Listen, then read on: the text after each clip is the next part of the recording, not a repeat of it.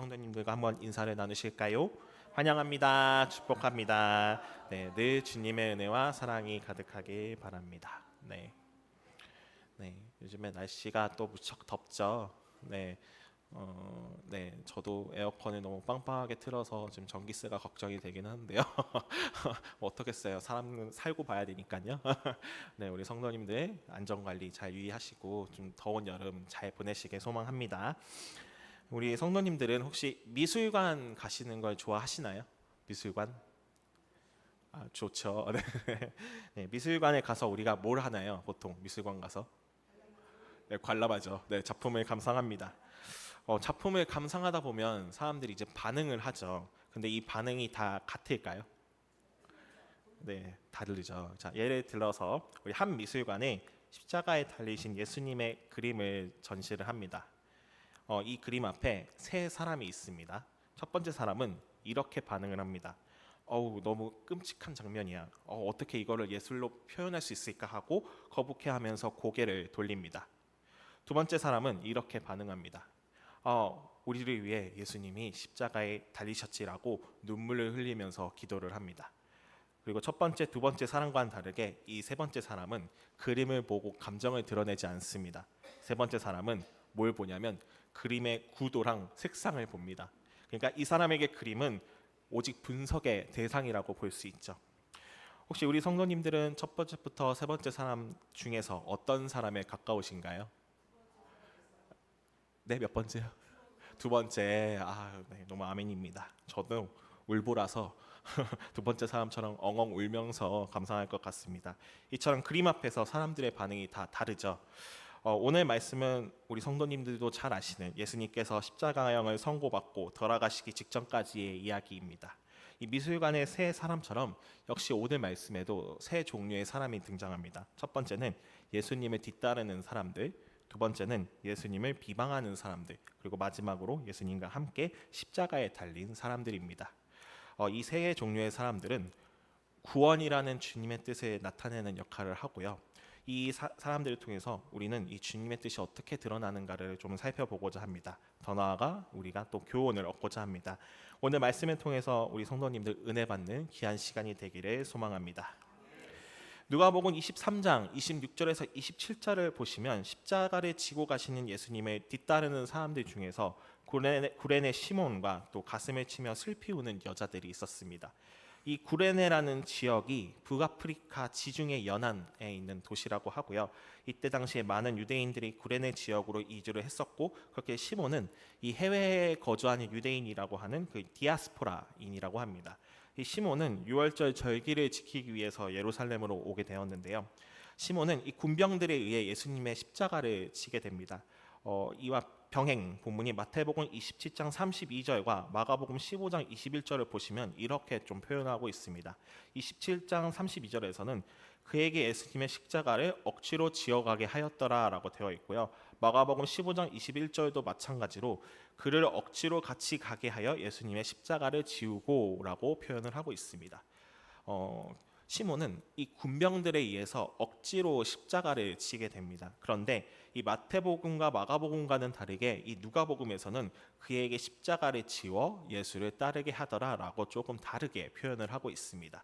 우리는 이거 좀 볼 필요가 있는데요. 마가복음 15장 21절을 보시면 이 시몬을 알렉산더와 루포의 아버지라고 표현을 합니다. 또한 로마서 16장 13절에서 또 이렇게 기록을 하고 있는데요. 주 안에서 택하심을 입은 루포와 그의 어머니에게 문안하라. 이 마가복음에 소개된 루포와 로마서에서 소개된 이 루포가 같은 루포라고 할 수 있는데요. 그러니까 이 루포의 아버지가 구레네 시몬입니다.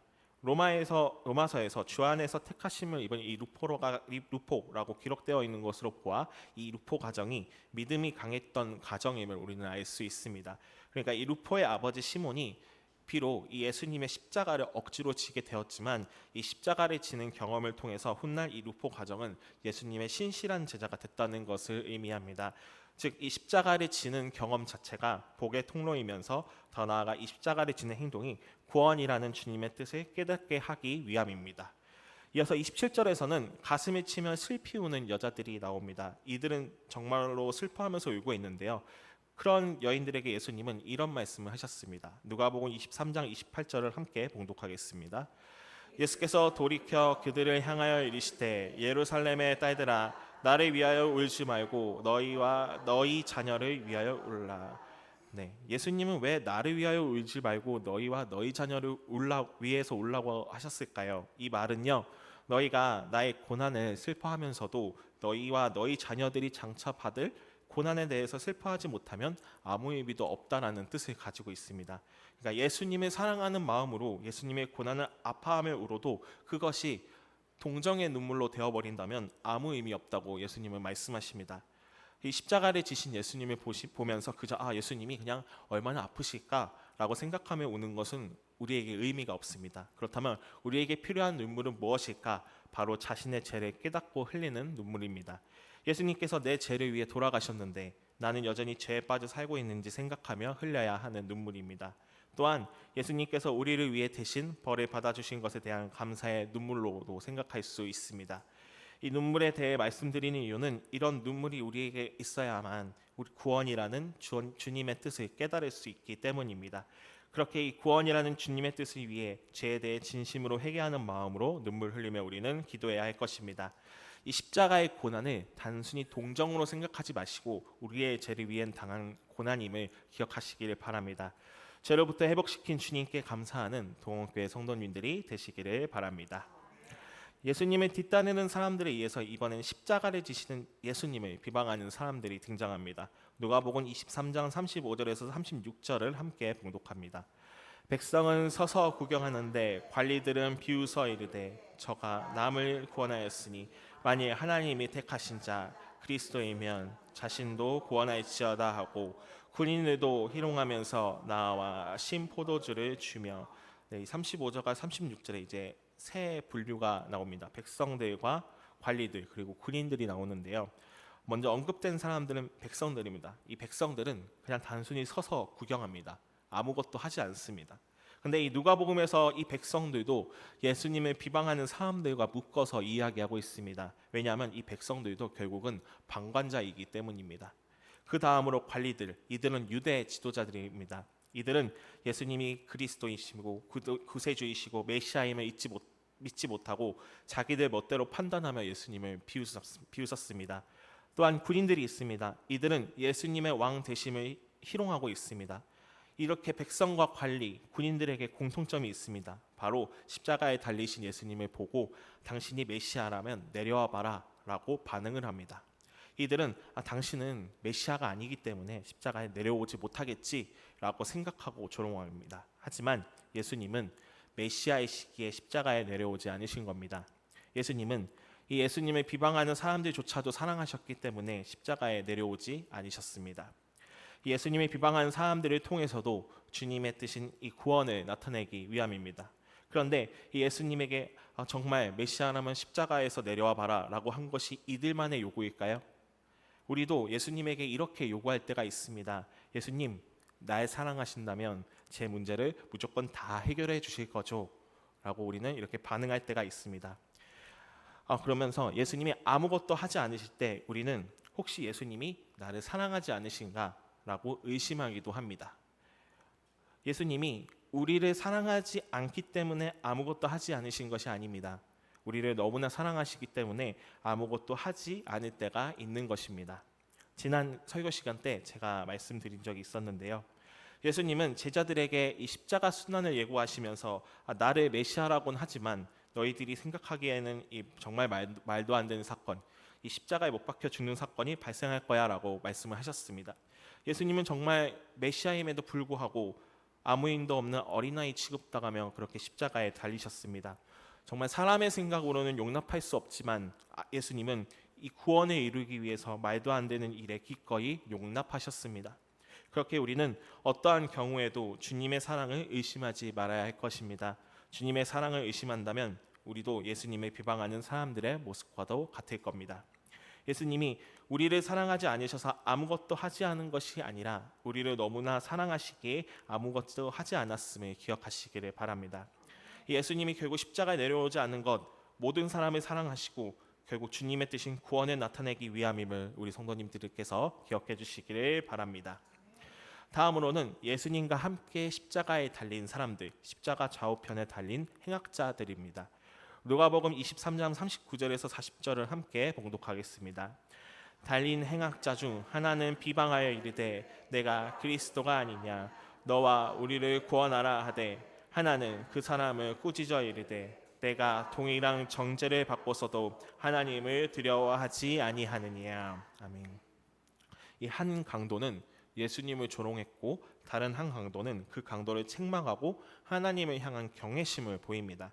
여기서 또 병행 본문을 살펴보면 마태복음 27장 44절과 마가복음 15장 32절에서도 이 두 강도의 반응을 우리는 알 수 있습니다. 27장 44절과 15장 32절의 공통적인 반응은 이렇습니다. 이와 같이 욕하더라. 예수님을 욕했던 거죠. 이 누가복음과 다르게 이렇게 두 강도 모두가 예수님을 욕했다고 기록을 하고 있는데요. 그렇다면 이 누가복음에서의 강도 한 명은 회심했다라고 우리는 생각해 볼 수 있습니다. 그렇다면 이 강도는 언제 회심했을까? 누가복음 23장 41절에서 41절의 이 고백이 바로 회심한 강도의 고백인데요. 우선 누가복음 23장 41절을 또 함께 봉독하도록 하겠습니다. 우리는 우리가 행한 일에 상당한 보응을 받는 것이니 이에 당연하거니와 이 사람이 행한 것은 옳지 않은 것이 없느니라 하고. 이 회심한 강도도요 처음에는 예수님을 욕합니다. 하지만 이 41절 말씀을 보면 이 강도도 십자가에 달린 예수님의 의로움을 확신합니다. 비록 십자가에 달리셨지만 자신의 십자가에 못 박은 사람들조차도 용서하시고 사랑하시는 이 예수님의 모습을 보고 이 강도는 회심하게 된 것입니다. 이어서 누가복음 23장 42절을 함께 봉독하겠습니다. 이르되 예수여 당신의 나라에 임하실 때 나를 기억하소서 하니. 이 42절의 말씀은요 예수님의 죽음으로 결국 주님의 나라가 임한다는 사실을 이 강도도 깨닫습니다. 그래서 이 강도는 자신과 함께 이 십자가에 못 박힌 예수님 향해서 저의 죄를, 나 자신의 죄를 구원해 달라고 예수님께 간청하고 있는 것입니다. 비록 초라한 모습으로 죽어가고 벌거벗겨져 조롱당하는 예수님의 모습이지만 그 모습을 통해서 이 강도는 주님의 나라를 보게 된 것입니다. 그렇다면 이 회심한 강도에 대한 예수님의 응답은 무엇일까요? 누가복음 23장 43절을 함께 봉독합니다. 예수께서 이르시되 내가 진실로 내게 이르노니 오늘 내가 나와 함께 낙원에 있으리라 하시니라. 아멘. 네, 이 응답은 바로 주님과 함께 낙원에 있으리라입니다. 낙원은 이제 성경 원어로 파라데이소스라고 부르면서요 구약에서는 에덴 동산을 가리키는 용어라고 합니다. 근데 이제 신약에 넘어와서는 주와 함께하는 것 또는 그리스도와 함께 있는 것 이렇게 표현을 하고 있는데요. 그러니까 이 낙원을 막 장소적으로 생각하지 마시고 주님의 나라 또는 주님이 함께하신다는 의미로 생각해 주시면 될 것 같습니다. 그럼 언제 우리가 주님과 함께할 수 있을까? 바로 예수님이 우리 죄를 용서해 주심을 받아들이는 그 순간부터입니다. 죄 없는 사람이 구원받는 것이 아닙니다. 예수님을 통해 죄의 용서를 받아들인 사람이 구원을 받습니다. 즉, 이 죄 용서함을 받은 사람이 주님과 함께 한다는 것입니다. 이것이 우리를 향한 주님의 뜻입니다. 그렇다면 우리는 어떻게 살아갈 때 이 주님의 뜻이 가장 분명하게 나타날까요? 보통 많이들 오해하시는데 말씀 많이 읽을 때, 기도 많이 할 때, 전도 많이 할 때, 교회 봉사를 열심히 할 때 이렇게 생각할 수도 있는데 누가복음 23장 34절을 다시 함께 봉독하겠습니다. 이에 예수께서 이르시되 아버지 저들을 사하여 주옵소서 자기들이 하는 것을 알지 못함이니이다 하시더라. 네, 이 34절은 예수님이 십자가에 못 박히시고 죽어가는 그 마지막 순간에도 자신을 십자가에 못 박는 사람들 위해서 간절히 용서의 기도를 비는 구절입니다. 죽음 앞에서도 사랑하시고 용서하신 이 예수님의 모습 속에서 우리는 주님의 뜻이 분명하게 나타남을 알 수 있습니다. 우리가 십자가 주변에 이제 세 종류의 사람들이 있었죠. 예수님을 뒤따르는 사람들, 예수님을 비방하는 사람들, 그리고 예수님과 함께 십자가에 달린 사람들, 이렇게 다양한 사람들이 있었습니다. 이들은 서로 달랐지만 예수님의 간절한 용서의 기도를 통해 구원받아 주님과 함께합니다. 우리의 삶도 마찬가지입니다. 우리도 누군가를 용서할 때 주님의 뜻이 가장 분명하게 나타날 겁니다. 물론 용서하는 것 쉽지 않습니다. 어떻게 원수를 함부로 용서할 수 있을까요? 하지만 이렇게 용서하기 쉽지 않을 때가 그때야말로 우리가 주님의 뜻을 기억해야 할 순간입니다.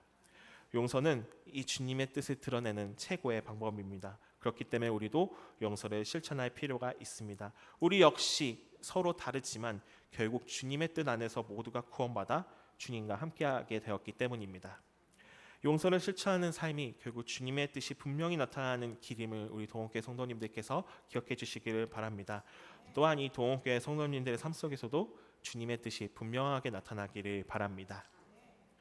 네, 예수님이 달리신 이 십자가 주변에는 이렇게 세 종류의 사람들이 있었습니다. 이 세 종류의 사람들을 통해서 우리는 주님의 뜻을 알았고, 그게 주님의 뜻이 분명하게 나타나기 위해 우리는 어떤 삶을 살아야 할지도 알게 되었습니다.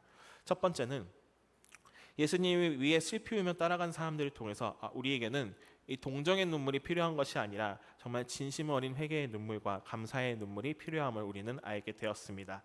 두 번째, 예수님을 비방하는 사람들을 통해 예수님은 우리를 너무나 사랑하시기 때문에 아무 일도 하지 않으실 때가 있음을 우리는 알게 되었습니다. 세 번째는 예수님을 만나 회심한 강도를 통해서 죄 용서함을 받은 사람이 주님과 함께하는 것이고, 그것이 우리를 향한 주님의 뜻임을 우리는 알게 되었습니다. 그리고 우리가 누군가를 용서하는 삶을 살 때 주님의 뜻이 가장 분명하게 드러난다는 것을 우리는 알게 되었습니다. 주님께서는 정말로 우리에게 용서를 베푸셨습니다. 용서를 통해 주님은 우리에게 심판이 아니라 구원을 허락하셨습니다. 제가 성도님들에게 세 가지 질문을 던져보도록 하겠습니다. 이 질문에 크게 아멘으로 화답해 주시기를 바랍니다. 첫 번째입니다. 우리 성도님들은 주님의 구원에 진심으로 감사하고 있으십니까? 네. 두 번째, 이상하다. 목소리가 좀 작은 것 같은데. 네, 두 번째입니다. 네. 구원의 은혜를 기억하고 주님의 사랑을 의심하지 않겠습니까? 네. 세 번째입니다. 주님의 뜻에 따라 용서의 삶을 살겠습니까? 이상하게 두 번째가 제일 큰데. 좋습니다. 오늘 말씀을 통해서 우리에게 베푸신 구원의 은혜를 되돌아보시기를 바랍니다. 주님께 기도했는데 당장 응답이 없을 수도 있습니다. 하지만 이 응답이 없더라도 주님의 사랑은 우리와 언제나 함께함을 기억하시면서 주님의 사랑을 끝까지 의심하지 않고 신뢰하기를 바랍니다. 주님의 용서를 이해하고 받아들이며 이번에는 우리의 삶 속에서 우리가 다른 누군가를 용서해 보시기를 바랍니다. 이 용서의 삶을 통해 우리 동원교회 성도님들에게도 분명히 주님의 뜻이 분명하게 나타날 겁니다. 우리 예수님은 십자가에 왜 달리셨을까를 다시 한번 깊이 생각해 보시면서 우리를 위해 구원을 계획하시고 이루어 주신 주님의 사랑과 은혜에 감사하며 살기를 바랍니다. 놀라운 이 구원의 은혜를 통해서 동원교회 성도님들의 삶 속에서도 주님의 뜻이 분명하게 나타날 수 있기를 간절히 소망합니다. 기도하겠습니다. 사랑과 은혜의 주님, 오늘 말씀을 통해 주님의 뜻을 알게 해주심에 감사드립니다. 주님의 십자가를 통해 우리의 모습을 돌아보게 하시니 감사합니다. 주님, 우리가 주님을 바라볼 때 단지 슬픔과 동정의 눈물이 아닌 진정한 회개와 감사의 눈물을 허락해 주시옵소서. 주님의 침묵이 더 깊은 사랑을 보여주기 위함이라는 것을 기억하게 해주시옵소서. 우리에게 베풀어 주신 놀라운 용서의 은혜를 기억하며 우리의 삶 속에서도 용서를 실천하게 인도해 주시옵소서. 구원을 계획하시고 구원을 이루신 주님의 사랑과 은혜를 기억하며 우리 주 예수 그리스도의 이름으로 기도드립니다. 아멘.